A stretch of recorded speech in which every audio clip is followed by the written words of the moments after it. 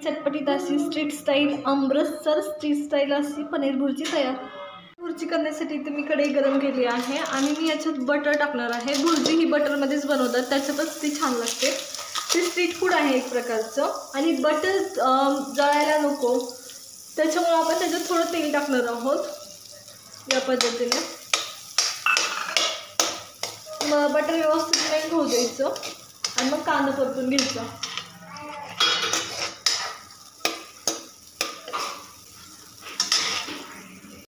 माझं बटर व्यवस्थित मेल्ट झालं आहे। आपण याच्यात कांदा टाकणार आहोत। कांदा व्यवस्थित परतून घ्यायचा। मी इथं अर्धा किलो पनीरसाठी 3 कांदे घेतलेले आहेत आणि टमॅटो त्याच्यापेक्षा जास्त घ्यायचे। भुर्जीमध्ये टमॅटोचं प्रमाण जास्त असतं आणि कांद्याचं प्रमाण कमी असतं, तर ह्याला व्यवस्थित परतून घ्यायचे। फक्त ट्रान्सपरंट झाले पाहिजे, खूप असं बाकीच्या भाज्यांसाठी जसं मऊ करतो तसं नाही करायचे, फक्त ट्रान्सपरंट दिसलं पाहिजे आरपार एवढंच आपल्याला भाजून घ्यायचं किंवा परतून घ्यायचं आहे कांदा। चला तर मग परतून घेऊया। आता आपलं गुलाबी झालं आहे। या टायमाला आपण मिरचीचे तुकडे ह्याच्यात टाकणार आहे। आपण लाल तिखटही टाकणार आहे। मिरचीचे तुकडे ह्या अनुषंगाने किंवा ह्या योग्य तरी आपल्याला टाकायचे आहेत। जस्ट परतून घ्यायचे। त्याच्यानंतर आपण अद्रक लसूणची पेस्ट टाकणार आहोत त्याच्यात या पद्धतीने। मी इथं फ्रेश करून घेतली आहे। तुम्ही आधीच करून ठेवले असेल किंवा विकत आणले असेल तरी चालेल, शक्यतो फ्रेश करायची, त्याच्यामुळे भाज्यांना चव खूप छान येते। तर हे परतून घ्यायचं व्यवस्थित असं।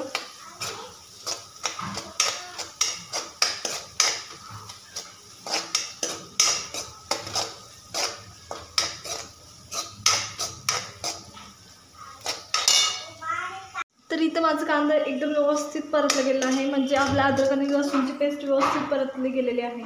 या टायमाला आपण सुकी मसाला टाकायला सुरुवात करणार आहोत।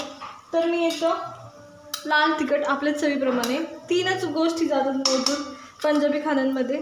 लाल तिखट आपल्या चवीप्रमाणे, तुमच्या चवीप्रमाणे। त्याच्यानंतर 1 चमचा धनेपूड, त्याच्यानंतर हळद,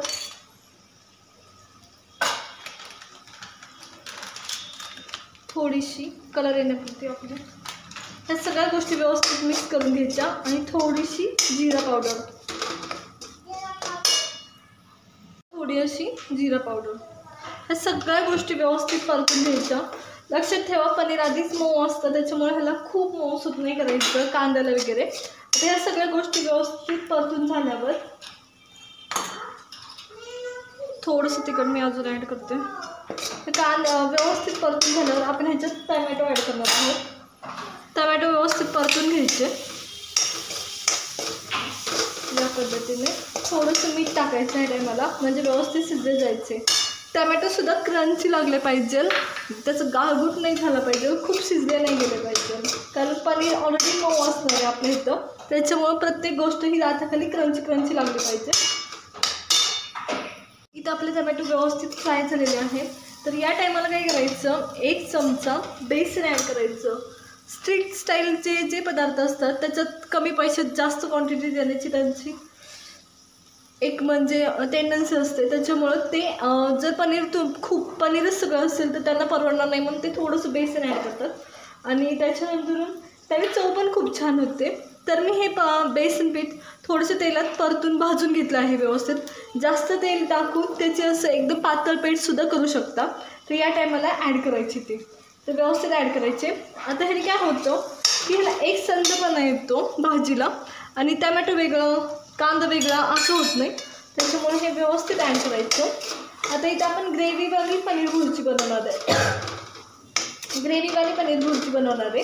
त्याच्यामुळे थोडंसं पाणी ॲड करायचं, गरम पाणी ॲड करायचं शक्यतो, कारण त्याने व्यवस्थित बेसन फुलत जाईल आपलं। चला तर पाणी ॲड करून घेऊ। थोडंसं पाणी टाकून हे व्यवस्थित मिक्स करून घ्यायचं, खूप जास्त नाही टाकायचं, आपल्याला खूप ग्रेव्ही पण नाही करायची त्याची, बेसन शिजेल एवढंच टाकायचं, किंवा जर एखाद्याला आवडत असेल तर तुम्ही टाकलं तर काही हरकत नाही। तर या पद्धतीने आता जसं जसं पाणी ॲड करतोय तसं तुम्ही बघत असाल त्याला थिकनेस येतोय, एक प्रकारचा जाडसरपणा येतोय।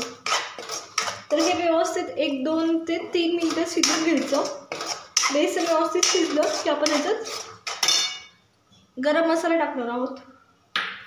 तर माझं बेसन हे योग्य प्रमाणात शिजलं आहे त्या टायमाला मी याच्यात 1 चमचा गरम मसाला टाकला आहे.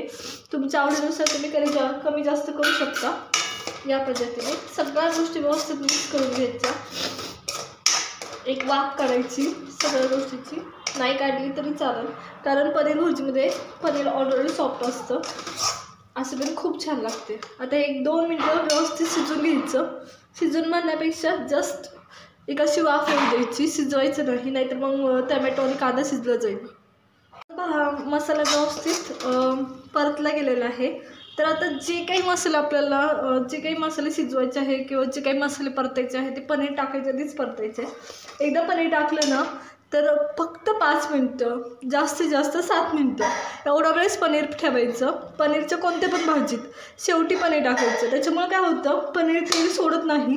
ह्या भाजीत पनीर तेल सोडलं तर भाजी खूप असं चपचपीत म्हणजे खूप तेलकट होईल, खूप ऑइली होईल. त्याच्यामुळे शक्यतो अवॉइड करायचं. खूप वेळ ह्याच्यात ठेवणं, मसाल्यात शिजवून घेणं, फक्त 5 ते 7 मिनटं शिजवून घ्यायचं. चला तर आता मी सगळं पनीर ह्याच्यात टाकलं आहे, व्यवस्थित मिक्स करून घेणार आहे. तुम्ही पाहत असाल किती सुंदर दिसतं.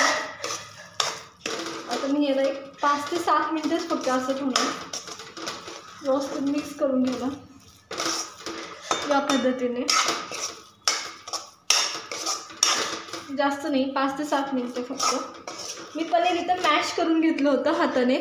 तुम्हाला हवं असेल तर तुम्ही अद्रक खिसायची खिसणीने खिसू घेऊ शकता किंवा कोणत्या पण खिसणीने खिसलं तरी चालेल, त्याने सुद्धा खूप व्यवस्थित होतं. पण ह्याने पण खूप छान होतं, त्याच्यामुळे मी हाताने मॅश करून घेतलं आहे. चला तर मग आता मीठ टाकून ह्याला पण शिजवून घेऊया. चवीनुसार मीठ ॲड करूया ह्याच्यात. मी आधी थोडंसं मीठ टाकलं होतं टमॅटो आणि कांदा शिजवताना. पनीर भुर्जी तर व्यवस्थित झाली आहे. आता याच्यात आपण नाही का थोडीशी कोथिंबीर टाकणार आहोत. त्याच्यानंतर पनीर भुर्जीला सगळ्यात जास्त चव हे कसुरी मेथी येते, तर आपण कसुरी मेथी ॲड करणार आहोत. क्रश करून टाकायची कसुरी मेथी, खूप छान चव येते कसुरी मेथीची. तर कसुरी मेथी थोडीशी हातावर क्रश करायची, सगळ्या साईडने टाकायची, त्याने खूप छान चव येते. अशा पद्धतीने व्यवस्थित मिक्स करून घ्यायचं आणि आता फक्त 1 मिनटं ठेवायचं आणि आपली पनीर भुर्जी रेडी. आपली पनीर भुर्जी तयार आहे. चटपटीत अशी street style, Amritsar street style अशी पनीर भुर्जी तयार.